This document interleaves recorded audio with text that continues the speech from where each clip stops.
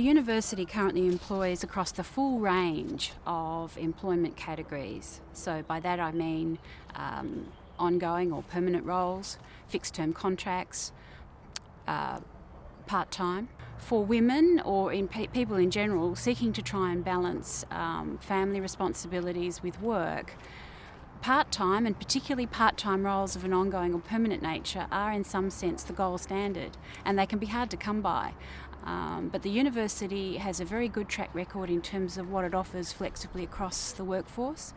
In terms of what ECU is looking for, we're looking for people that can participate in the future as we see it.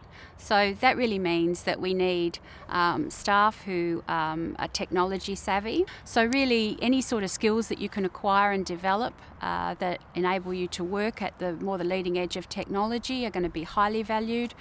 Your capacity to manage information and organise yourself is very important, because we live in an information overload situation most days of the week. You've got to be able to cut through, to work out what your priorities are. So essentially people that can be organised and work out priorities, that's another important capability we look for. Communication skills. We need you to be able to communicate reasonably well on a verbal and a written level. We also need people who know how to work in teams. That means sharing in the glory as well as the pain of being in a team, supporting others. We need people who can network across, because inevitably large organisations are silos, and we need people who are willing to let go a little bit of the old way of doing things and actually embrace new ways and come up with new ideas, and that means you're a learner. So it's ironic that we teach and we have students, but we also need staff to be learners as well. We have a lot of young people that uptrain and stay in our industry, which is fantastic. You know, it's really good to see that we've got up and coming young people that have chosen to do on-the-job training instead of going to university and staying with us in retail. Because in Australia, quite often it's not seen as a career, it's seen as the job you do while you're at school or as a student. But increasingly we're getting young people that are seeing it as a career opportunity. We look for people that are people. So people that communicate and are great with service. That for us is more important than ticking boxes on, you know, are you good with numbers or whatever, because every single person in our store has to deal with the public, and we pride ourselves on customer service. I see the future of work changing a lot, actually, in terms of the types of roles that will be employed. The old sort of full-time employee type scenario has, I think, started to be phased out, and people are looking for more flexible work options.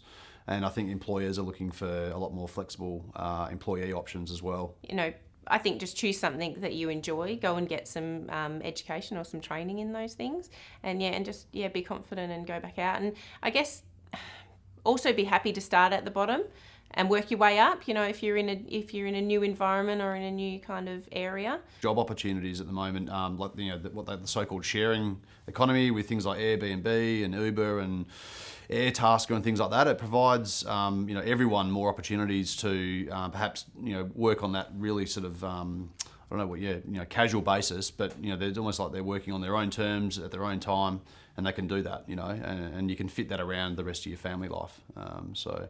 And I think it's good that the family life is getting put back into priority for a lot of people. I think that whole sort of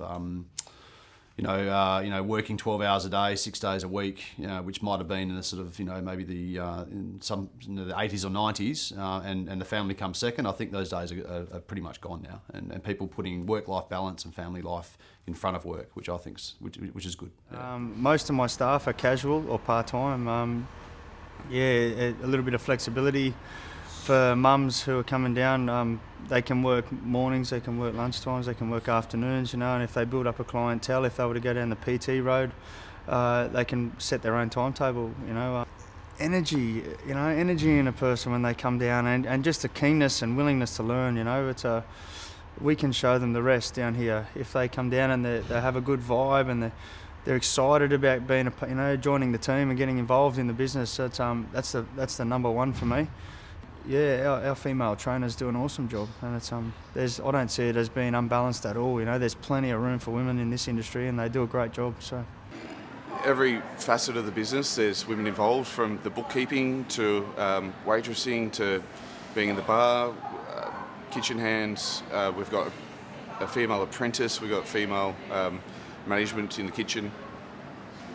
You know, you're looking for long term, and definitely a lot of people that sort of come on board in this industry are unskilled, and so coming up through the ranks, so to speak, is pretty important. I work nights, but he's at home, and we make it work. I always keep going forward, pushing myself, learning. You never stop learning. You just continue to build yourself. You never know until you try it. If you don't have a go, you'll never find out what you can do.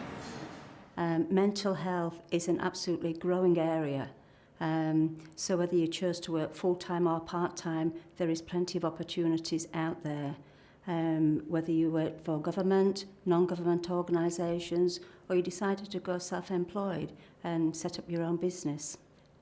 Set your goals, set your dreams, and go for it. Have a plan, and then break down the plan so it's manageable pieces so that you can reach your ultimate goal. There's nothing outside your limits and scope apart from the can-do attitude. Don't let the attitude pull you down. Be positive and future-focused and go for what you want to achieve.